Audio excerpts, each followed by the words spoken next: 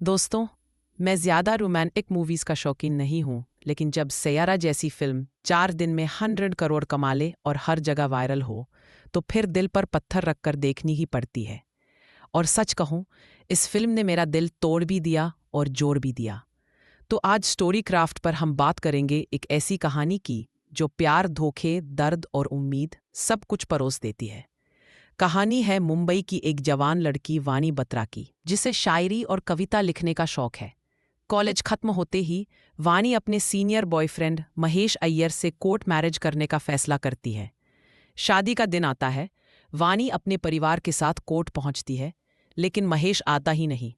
Phone पर बताता है, मुझे किसी और से प्यार हो गया है। असलियत?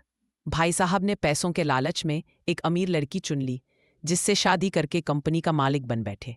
ये पहला बड़ा झटका है, और इस मोमेंट पर फिल्म का बैकग्राउंड स्कोर आपको अंदर तक चुभ जाता है। वानी बेहोश हो जाती है और फिर डिप्रेशन में चली जाती है।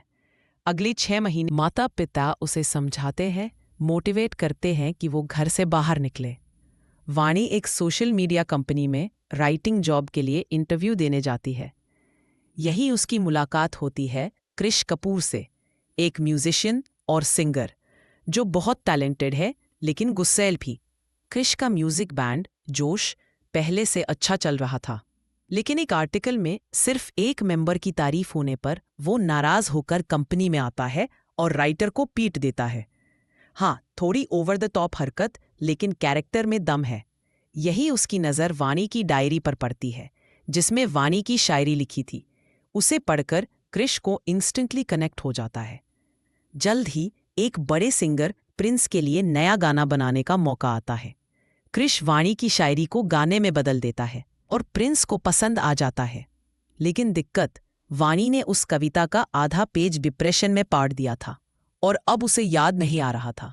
कृष उसे खुश करने के लिए बाहर घुमाता है, हंसाता है, और धीरे धीरे वाणी अपनी क्रिएटिविटी वापस पाती है।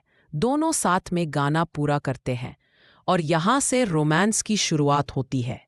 फिल्म में एक अहम हिस्सा है कृष का पेनफुल पास्ट, बचपन में माँ का देहांत, पिता का शराब में डूब जाना और पड़ोसियों व पुलिस का ताना।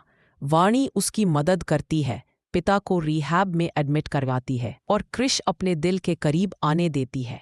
लेकिन फिर कहानी लेती है बड़ा मोड़।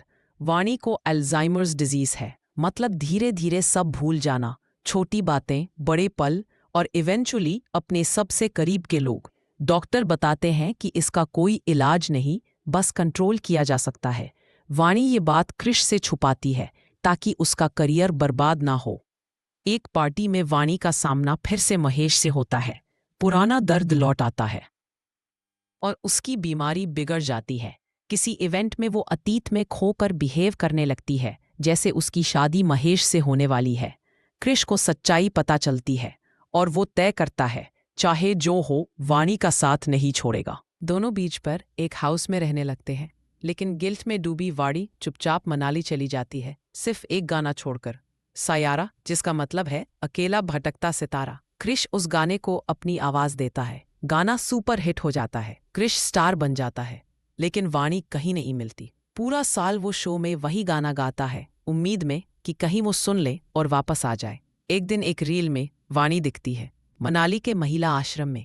कृष वहां पहुंचता है, वाणी का लिखा लेटर पढ़ता है, जिसमें उसने लिखा था, मैं तुम्हें बोझ नहीं बनाना चाहती, लेकिन उम्मीद है तुम मुझे ढूंढते हुए आओगे। वो उसे मैदान में ले जाता है, पुरानी बातें, पुरानी आदतें दोहराता है और धीरे धीरे वाणी को सब याद आ जाता है। अंत में दोनों शादी करते हैं। वाणी का इलाज शुरू होता है और कृष अपने लंदन शो में प्राउडली कहता है, मेरी सफलता का असली राज वाणी है। दोस्तों, सयारा सिर्फ एक रोमांटिक फिल्म नहीं है, ये यादों, मोहब्बत और सैक्रिफाइस की कहानी है। एक्टिंग टॉप नॉच है, म्यूजिक सोलफुल है। हाँ, बीच बीच में थोड़ी लंबी लग सकती है, लेकिन इमोशनल पे ऑफ इतना स्ट्रांग है कि आपको इसकी शिकायत नहीं रहेगी। मेरी तरफ से 5.5 स्टार आउट ऑफ 5 है। और सलाह, ये फिल्म अकेले मत देखना, साथ में टिश्यूज जरूर रखना। अगर आपको ये रिव्यू पसंद आया हो तो स्टोरी क्राफ्ट को सब्सक्राइब करिए, क्योंकि यहाँ हम सिर्फ कहानियां नहीं, दिल छूने वाले अनुभव सुनाते हैं। और कमेंट में बताइए, क्या आपने भी सयारा देखकर आंखें भिगोई थीं?